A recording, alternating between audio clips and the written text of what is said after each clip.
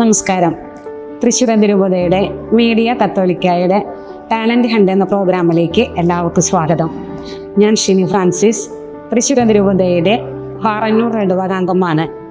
ഭിന്നശേഷിക്കാരുടെ സമഗ്ര സേവനത്തിനായി പ്രവർത്തിച്ചുകൊണ്ടിരിക്കുന്ന ദർശന സർവീസ് സൊസൈറ്റിയിലെ മാനേജറായി ഞാൻ സേവനമനുഷ്ഠിച്ചു വരുന്നു. ഈ സൊസൈറ്റിയിലെ അംഗമായ സിനി കെ സെബാസ്റ്റ്യനെ പരിചയപ്പെടുത്താനായിട്ടാണ് ഞാൻ ആഗ്രഹിക്കുന്നത്. കൂടുതൽ വിവരങ്ങൾ നമുക്ക് സിനിയോട് തന്നെ ചോദിച്ചറിയാം. സിനിയെ കുറിച്ച് പ്രേക്ഷകർക്ക് വേണ്ടി ഒന്ന് പരിചയപ്പെടുത്താമോ? ഓക്കെ ചേച്ചി, പരിചയപ്പെടുത്താമല്ലോ. എൻ്റെ ജന്മദേശം ഇടയപാറയാണ്. എൻ്റെ വീട്ടിൽ ഞാനും അമ്മയും അനിയനുമാണ് താമസിക്കുന്നത്. ഞങ്ങൾ 4 മക്കളിൽ 3ാമത്തെ ആളാണ് ഞാൻ 10ാം ക്ലാസ് വരെ പഠിച്ചു. ദർശനയിൽ വന്നതിന് ശേഷമാണ് എൻ്റെ ഈ കായികപരമായ കഴിവ് കണ്ടെത്തിയത്. സിനി എങ്ങനെയാണ് ദർശന സർവീസ് സൊസൈറ്റിയിലേക്ക് കടന്നു വന്നത്? ആ സാഹചര്യത്തെ കുറിച്ച് ഒന്ന് വിശദീകരിക്കാമോ?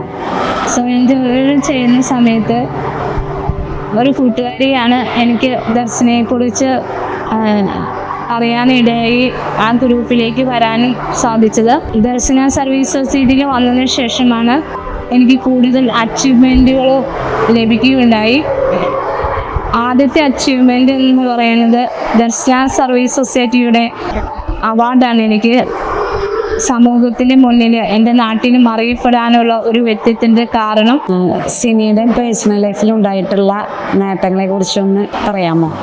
നാഷണലിൽ ആസാമിൽ വെച്ച് 2023 വേൾഡ് ഡാഫ് ഗെയിം എന്ന ഗെയിമിൽ പങ്കെടുക്കുകയും ജർമ്മനിയിൽ വെച്ച് നടന്ന കൊളോണിയിലാണ് ഞാൻ മത്സരത്തിൽ പങ്കെടുക്കാൻ പോയത്.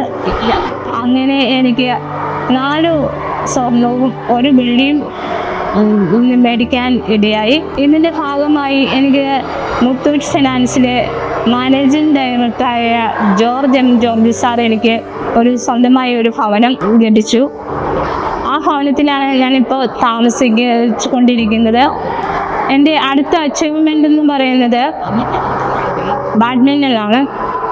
നാഷണലിലേക്ക് ഈ മാസം 4-ാം തീയതി ഞങ്ങൾ പോവുകയാണ്. സിനിയുടെ ലൈഫിൽ ഏറ്റവും കൂടുതൽ സിനിയെ സ്വാധീനിച്ചിട്ടുള്ള, സപ്പോർട്ട് ചെയ്തിട്ടുള്ള വ്യക്തികൾ ആരൊക്കെയാണെന്ന് പറയാമോ? എന്നെ ഏറ്റവും കൂടുതൽ സ്വാധീനിച്ച വ്യക്തി എൻ്റെ ഡാഡിയാണ്. എന്നെ സ്കൂളിൽ കൊണ്ടുപോവുകയും വരികയും പല സാധനങ്ങൾ കാണാനൊക്കെ അവസരങ്ങൾ വരുമ്പോഴും അതിപ്പോഴും എനിക്ക് മറക്കാനാവാത്തതാണ്. പിന്നെ അടുത്തതായി സോളമൻ അച്ഛനാണ്. എൻ്റെ ഏതൊരു മത്സരത്തിന് പോകുമ്പോഴും എൻ്റെ വീട്ടിൽ നിന്നും ആൾ വരാനില്ലെങ്കിലും അച്ഛൻ്റെ ഞാൻ കൂടെയുണ്ട് എന്ന നിർദ്ദേശപ്രകാരം എന്നെ മത്സരത്തിൽ കൊണ്ടുപോവുകയും സന്തോഷത്തോടെ തിരിച്ചെത്തുകയും ചെയ്യും. 3ാമത്തേത് മുത്തൂറ്റ് ഫൈനാൻസിലെ ഡെപ്യൂട്ടി ഡയറക്ടറായ ജോർജ് സാറാണ്. ജോർജ് സാറിനെ കാണാനിടയാക്കിയത് അച്ഛനൊരു വാക്ക് എന്നോട് ഇങ്ങനെ പറഞ്ഞു, നമുക്ക് സ്പോൺസർഷിപ്പൊക്കെ വേണം, അതുകൊണ്ട് നീ ഒരാളോട് നമുക്ക് ചോദിക്കുക എന്ന് പറഞ്ഞപ്പോൾ ഒരു തറക്കല്ല് ഇടലിൻ്റെ സമയത്ത് ഞാൻ രാജസ്ഥാനിലേക്ക് പോകാനായിട്ട് ആദ്യമായിട്ട് സാറേ എനിക്ക് മത്സരത്തിൽ പോകാൻ ആഗ്രഹമുണ്ട് എന്ന് സന്തോഷത്തോടെ പറയുകയും ചെയ്തപ്പോൾ എത്ര രൂപ എന്ന് പറയുകയും ചെയ്ത് സന്തോഷത്തോടെ പോവുകയും തുടർന്ന് 2 തരികയും ഇപ്പോഴും എന്നെ സഹായിച്ചുകൊണ്ടിരിക്കുന്നു. 4ാമത്തേത് എൻ്റെ കൂട്ടുകാരുണ്ട്, സഹപാഠികളുണ്ട്. എനിക്ക് മറക്കാൻ ആകാത്ത ഒത്തിരി സഹപാഠികൾ എനിക്ക് ഇപ്പോഴും ഉണ്ട്. അവരൊക്കെയാണ് എന്നെ ഇപ്പോഴും മുന്നോട്ട് കൊണ്ട് നടക്കുന്നത്. സിനിക്ക് സമൂഹത്തിൽ നിന്നും എന്തെങ്കിലും തരത്തിൽ വേദനിപ്പിക്കുന്ന രീതിയിലുള്ള അനുഭവങ്ങൾ ഉണ്ടായിട്ടുണ്ടോ? ആഘോഷ വേളയിൽ എന്നെ വിളിക്കാതിരിക്കുമ്പോൾ എനിക്ക് ഭയങ്കര സങ്കടം. എന്താണെന്ന് വെച്ചാൽ പൊക്കം കുറഞ്ഞത് ആയതുകൊണ്ടാണല്ലോ എന്നെ വിളിക്കാത്തത്. പിന്നെ ഹോട്ടലുകളിലൊക്കെ പോകുമ്പോഴും കൈ കഴുകാനുള്ള ബുദ്ധിമുട്ട്, അതൊക്കെ എനിക്ക് ഉള്ളിൽ ഭയങ്കര വിഷമമായിട്ട് കിടക്കുന്നു. ബസ്സിൽ കയറുമ്പോൾ തന്നെ പോകാൻ ചവിട്ടുപടിയൊന്നും എത്തില്ലല്ലോ. അപ്പം അത് എനിക്ക് ഇപ്പോഴും ഒരു സമൂഹത്തിന് മുമ്പിൽ ആരും എന്നെ സഹായിക്കാത്ത നിമിഷങ്ങളുണ്ട്. സമയം കഴിഞ്ഞു പോകുമെന്ന് വണ്ടിക്കാർ പോലും പിന്നെ അത് നിർത്തി തരാതെ പോയിട്ടുണ്ട്. ഇങ്ങനെയുള്ള വേദനകളെ സിനി എങ്ങനെയാണ് ഓവർകം ചെയ്ത് മുന്നോട്ട് പോകുന്നത്? എന്നെ ശക്തനാക്കുന്നവരോട് എല്ലാം ചെയ്യാൻ സാധിക്കുമെന്ന വചനമാണ്. തളരുമ്പോൾ ഞാൻ ഒഴിവു സമയങ്ങളിലും പള്ളിയിലൊക്കെ പോകാറുണ്ട്. എനിക്ക് സാധിക്കുന്ന കുർബാനയിലും പങ്കെടുത്ത് കരഞ്ഞ് പ്രാർത്ഥിക്കാറുണ്ട്. ഞാൻ ഏതൊരു കാര്യത്തിന് പോകുമ്പോഴും, ഏത് മത്സരമായിട്ട് പോകുമ്പോഴും ആയാലും ധ്യാനം കൂടി ഒരു നിയോഗം വെച്ച് പ്രാർത്ഥിക്കാൻ വരും. തിരിച്ചു വരുമ്പോൾ ആ മെഡൽ കിട്ടുമ്പോൾ ഞാനത് കൊണ്ടുപോയി വയ്ക്കുകയും കാഴ്ചവെക്കുകയും ചെയ്യും.